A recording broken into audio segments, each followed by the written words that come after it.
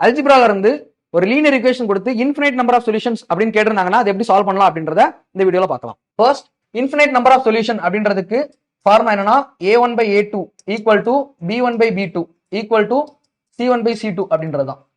So இதுல நமக்கு கொடுத்துருக்கூடிய ஈக்குவேஷனை a1x b1y c1 அப்படின்ற மாதிரி எடுத்துக்கணும் ஈக்குவல் டு ஒரு வேல்யூ k. ஸோ இதுல அதே மாதிரி இதை a2x b2y c2 அப்படின்ற மாதிரி எடுத்துக்கணும். ஸோ a1 என்ன அப்படின்னா 38 டிவைடட் பை a2 அப்படின்றது 46. நமக்கு ஃபைண்ட் அவுட் பண்ண வேண்டியது இந்த q என்ன அப்படின்றத ஃபைண்ட் அவுட் பண்ண சொல்லியிருக்காங்க.